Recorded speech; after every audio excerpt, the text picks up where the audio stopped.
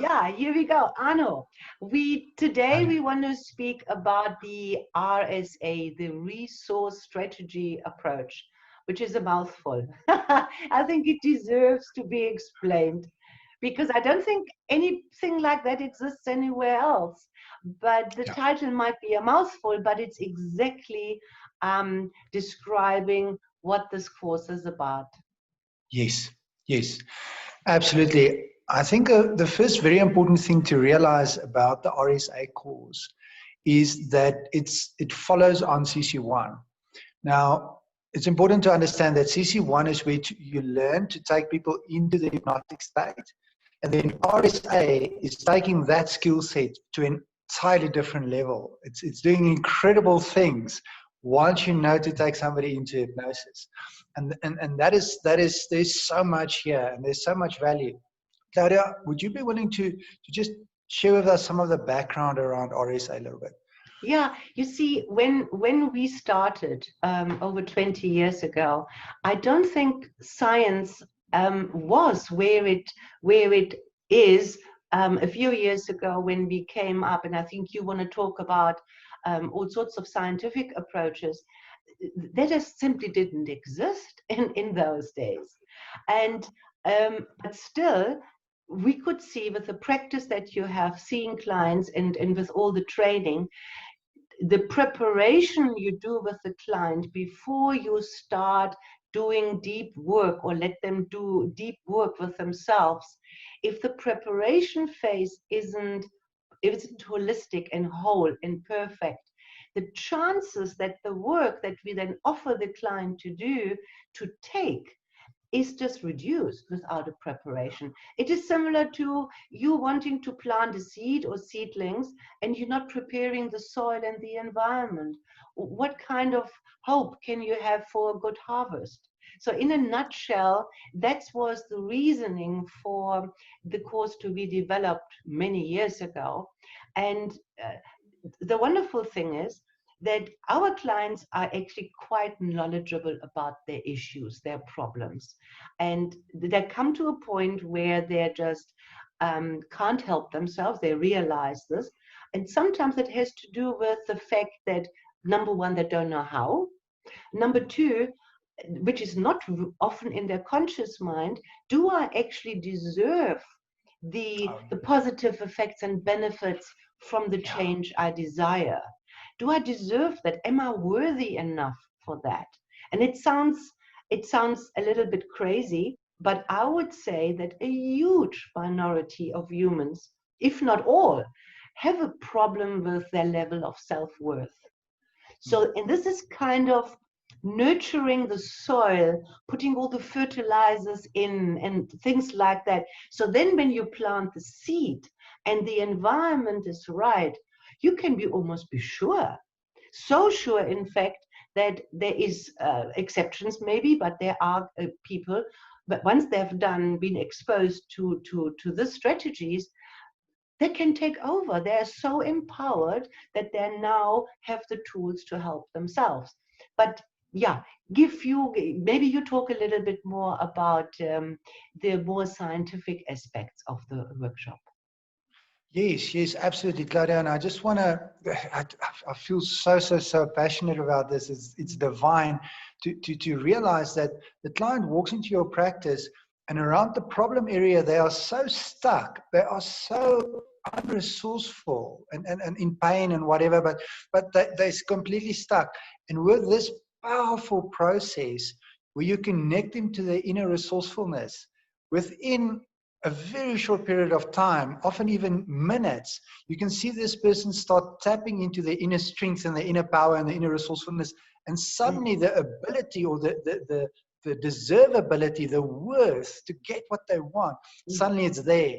And you know, out of a hypnosis practices viewpoint, this is beautiful. This makes life so much easier. As a practitioner, you're going to get results in a fraction of the time. While if you're battling with somebody, bumping heads against this unresourcefulness, it's a mission. It's just hard.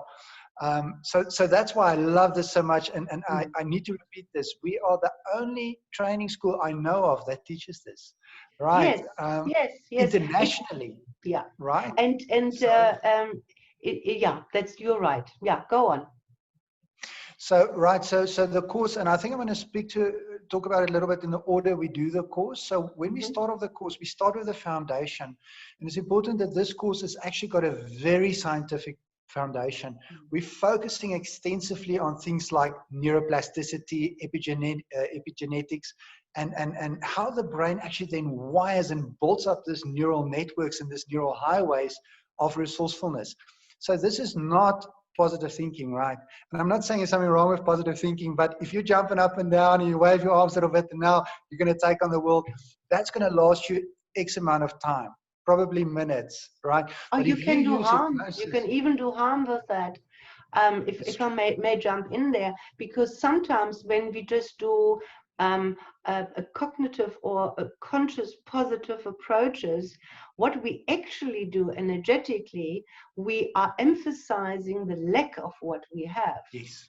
And that, so we can actually, with all good intentions, we can spiral ourselves down the abyss of our problem, and we stand there with we don't know better, and we say, but I'm doing all the right things.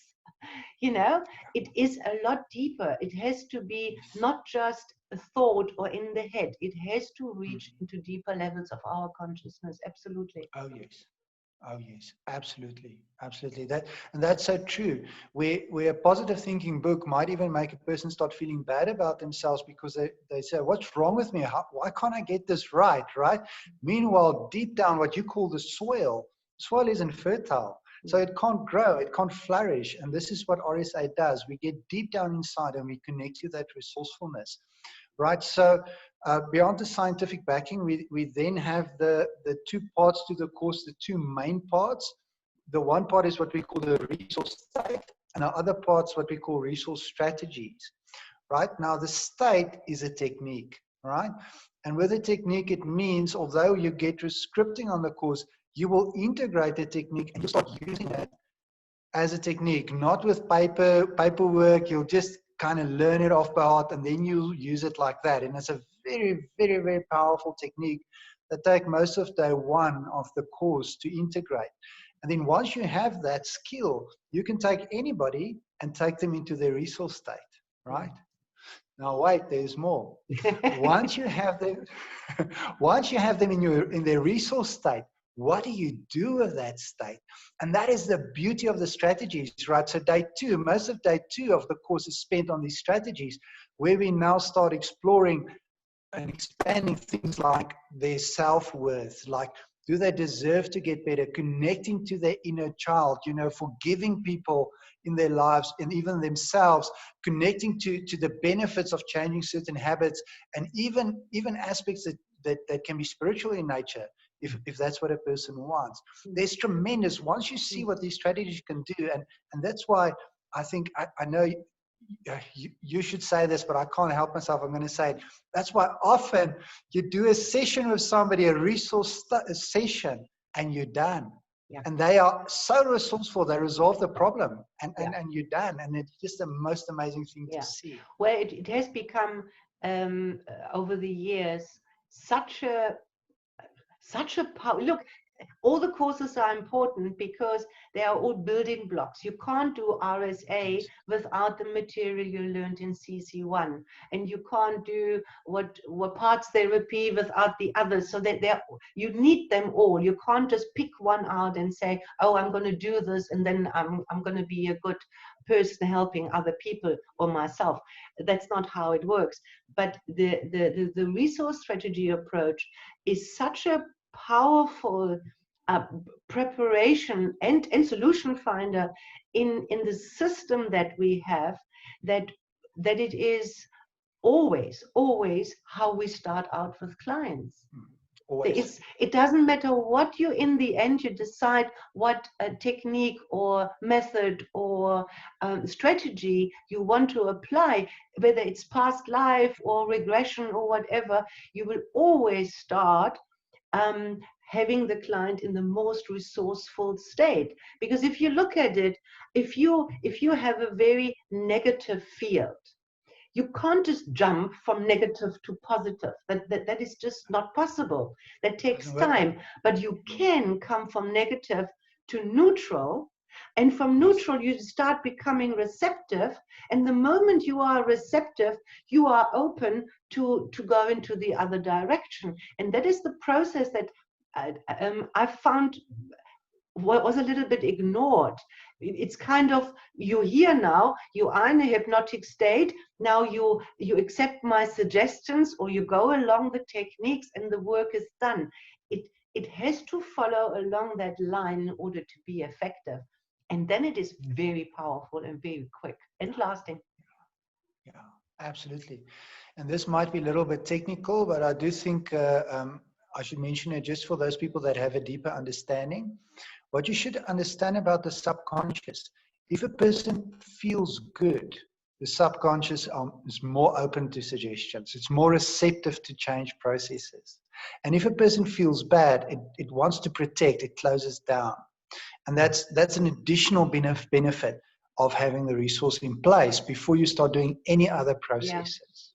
Yeah. And also, Anna, don't you find when a client comes for the first time, there's misconceptions you have to alleviate, and there's certain maybe anxieties or whatever. What is this hypnosis, and will I let all skeletons fall out of all the closets, and whatever. And if you tell them, today our main aim is for you to feel as good as you possibly will allow yourself to do. Yeah. I find the moment you tell them that, the resistance is gone, the fear is gone. You have a client, because we're not doing magic with our clients, although it borders sometimes on that, but we can't do anything if our client doesn't participate in the session. And the moment their resistance is gone, because this is what you can promise them, this is the first session and this is where we're going, and once you're feeling as well as you allow yourself to be, then we can see whether there is a strategy that we can add on to go a little bit deeper and preparing that soil a little bit more. Yeah, absolutely, absolutely. There's so much here. There's so much here. We can talk for hours. This is amazing. Yeah. And I just want to add that this course, actually, the way it was originally developed, the way you developed it for us, was developed as a very advanced course, right? It wasn't developed as an initial course. And then what you did for us is you changed it into, you almost changed it into a process, a step by step, which means you can now already, after just having done CC1, you can do RSA and you can have a very advanced skill set. Like right in the beginning, already go out and be a force for good. And that is what makes it so amazing. That is why CC1 and RSA are so closely linked together. And as you quite rightly say, because students in the beginning, they need a framework in which they feel secure. They need to know, after this, I do this, and then here I have options. Because once we are accomplished, it becomes a flow. It becomes very artistic, very intuitive even, you know. Where do I go from here, and which aspect do I add? But it can take years to get there for a practitioner. So what we've done, we really did it like step by step. So although there is so much to offer, the framework is holding really the student very safe. You know exactly where you are, what options to do, and there is no airy-fairy stuff in here. That's what I'm trying to say, actually. Yeah. Very solid, very solid. Is there anything else that we want people to know about our RSA course? Yes, Claudia, I think I want to just add and mention, if it's okay, I'm just going to quickly share my screen. And I just want to quickly come to this curriculum overview again. Yes. And just let me know if it's visible, when it's visible. Yes, there. we see it. Yeah. Okay. So just quickly, here's the curriculum. And you can remember on the curriculum overview, we've spoken about self-mastery, CC1. And now we're at RSA. That's the course that follows CC1. And then once you've done RSA, this means you now have unlocked these two courses. So RSA is a prerequisite. You need RSA at the minimum before you can do these courses.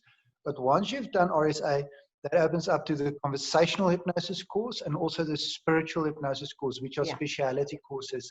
And for those, there are separate videos. Yeah. Yeah, that I think this is beautiful that you gave us this, because now I understand where everything is slot in and what extra options I have. I think this was fantastic. Thank you so much. And I hope that the viewers will keep on clicking to get more of else what we have to offer in our curriculum. Okay. Thank you, Claudia.